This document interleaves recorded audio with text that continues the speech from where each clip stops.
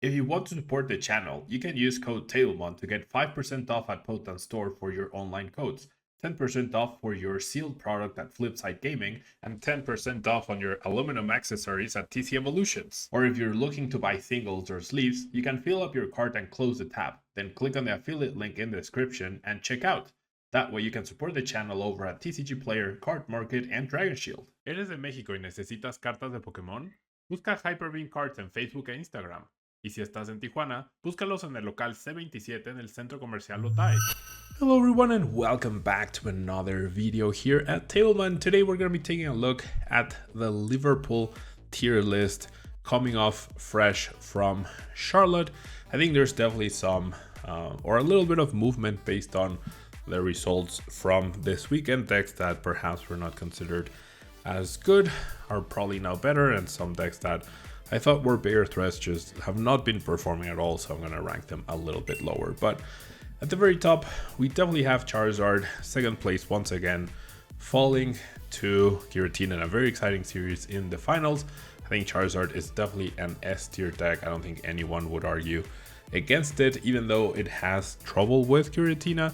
The new adaptations, the Radiant Charizard, the Choice Belt, all of that help adapt to a meta that is now playing Evolution, that is just applying more pressure to Charizard, and therefore you can definitely deal with the new stuff. So Charizard an S tier deck, Giratina clearly an S tier deck, probably the best deck out of them all at this point in time.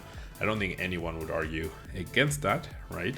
Giratina has won back-to-back regionals and probably would be the third regional if it weren't for that time thing in the finals of San Antonio Regional. So Giratina, pretty powerful deck. If you're going to Liverpool Regionals, you should definitely be very, very aware of the deck. And Giratina right now, Giratina and Charizard are like the thresholds. Either you're playing these decks, or the benchmarks rather. Either you're playing these two decks, or you need to play something that has a pretty decent matchup against ideally both of them, or can go toe-to-toe against both of them. Otherwise, probably don't bother. However, what does that mean? Yeah, that means Gardevoir, or rather, what decks can do that? Gardevoir. Gardevoir is another deck that can potentially. Why is this not? There we go. Gardevoir is another deck that is really powerful. Got third place. Yeah, these are the top three decks from the regional. Gardevoir is still very powerful. Still not getting that big win, or not consistent when it did win in Australia. Hasn't won anywhere else. Has that decent conversion rate, is being played in decent numbers, but doesn't seem like it can quite finish off things. The Giratina deck that Gustavo Wada did lose to this weekend was very tagged against Gardevoir, so it sort of makes sense, but Gardevoir is still very powerful, and as long as you touch Miraidon, you definitely have a big chance against anything. And that to me is the 3-tier S decks. Following that, I do think Roaring Moon needs to be bumped up a spot. Its Charizard matchup is definitely still questionable, and so is the Gardevoir matchup, but the Tina matchup seems to be pretty decent, and that's why Roaring Moon is now up from the B tier to the A tier. I think it's a cool card, a cool deck, a cool concept. When I first tried Roaring Moon when it came out, I was definitely impressed by it, and now Ross Cotton seems to have not necessarily perfected, but definitely shown a very consistent and very powerful way to play with the deck. Now next up, Goldengo. Goldengo did have a top 32 placement by Jerry Gumila. I do think I expected a little bit more. I feel like this was the time for Goldengo to shine. It did not, but it definitely performed. It's definitely performing slowly but surely better and better. So jump up from C tier to B tier, I think is fair for sure. Next up, we have Miraidon. Miraidon, I think, is a very powerful A tier deck. Another deck that got top 4. Very powerful deck in the format. Has a very rough time against Charizard though, but can put up a fight against Giratina and does really well against Gardevoir. So Miraidon in a pretty good spot, I would say right now, especially with especially this past weekend. Charizard did feel like it was a little bit declining, and so Miraidon being on the rise makes sense. Moving forward to Liverpool, I think it's a good deck choice. Just try to avoid those Charizards. And by try, I mean there's nothing you can do about it, but Miraidon can definitely, it can go toe to toe against Charizard. I do prefer the heavy EXP share version though, as opposed to the Peony version, which is the one that did well this past weekend. Now Chimpao Excalibur is the deck that keeps, I keep ranking it and thinking it's gonna do well, and now is the time, and it just keeps underperforming and underperforming. And now with Tina being a very powerful deck and Miraidon and Roaring Moon being up there as well, I don't think Qianpao is well positioned anymore, and the results have clearly shown that perhaps this deck's time to shine will be after rotation, but it's not quite there yet. Now, Lost Box Charizard, yeah, by this I mean Sablezard, it has gotten a big result, right? It did get top 8 this weekend. Alex Shumansky does have a pretty decent Giratina matchup, does have a pretty decent Charizard matchup, an iffy Gardevoir matchup, an iffy Miraidon matchup as well. So that's why I think it's A tier, probably, maybe perhaps B tier. Still not the biggest fan of the deck, but it has won regionals, it did get top 8 this weekend. It has proven to be a powerful deck. It's not an easy one to play, but I think it barely makes the A tier, but I would probably put it in something like super high B tier. But it's definitely better than Goldengo, so it's in this weird limbo. To me, sticking it in A tier I think makes sense for now. Now, next up, we do have the Lost Box decks in general, not considering Sableye.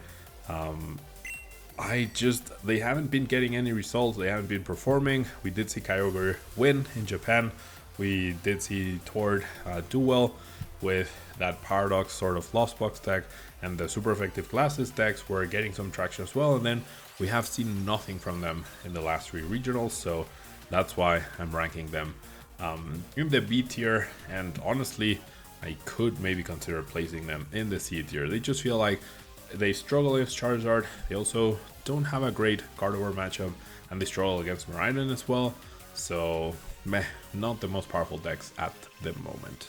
Now next up we have Mew. I think Mew hasn't been doing too well. Like Giratinas are tagging for them, they're either playing Spiritomb or for Path to the Peaks.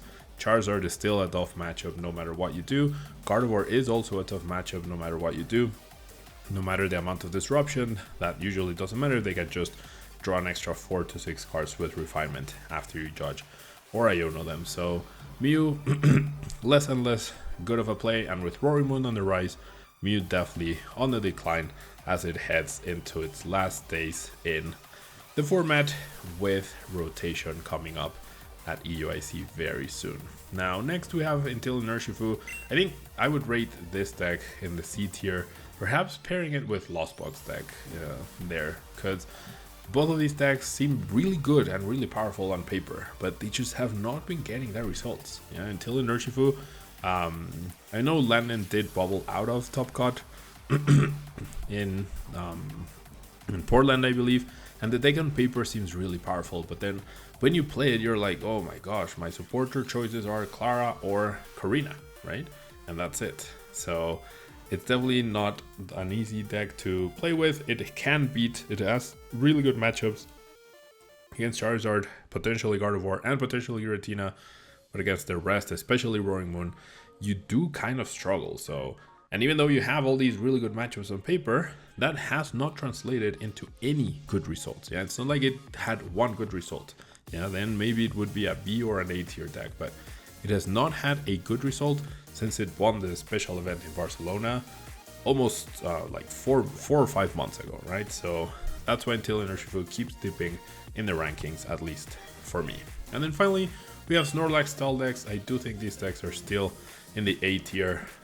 There's definitely like Calvin Connor, sorry, has been the person championing Snorlax, along with Hale Obernolty at those 2 events, but he might not be playing another event until next season. So Snorlax, a powerful deck, of course.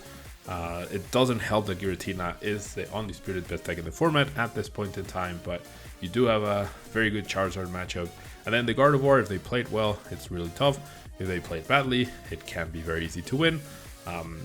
You also have a bad Roaring Moon matchup, and that's why Snorlax probably wasn't able to go all the way, and we are seeing a decline of it. So it's a very powerful deck, right? But Snorlax is a cyclical deck. yeah, when the format is right for it, it's gonna do really well. And then when the format isn't good for it, it's not gonna do well. And right now it seems like with Giratina and Roaring Moon being the most talked about and the most hyped decks going into Liverpool weekend after Charlotte, Snorlax probably should stay in your deck box for now. So yeah, that's the tier list for this upcoming weekend. Once again, this is my opinion. I feel like I've been pretty on target in terms of both popularity and deck powerfulness. It also doesn't take a detective, right, to figure all this stuff out, but hopefully this is useful, helps you make a deck choice if you're on the fence of something. And yeah, hopefully this is useful for you. Thanks so much for watching. I hope you enjoyed, and I will catch you next week with our tier list for Knoxville Regionals. Thank you so much, and until next time. Bye-bye.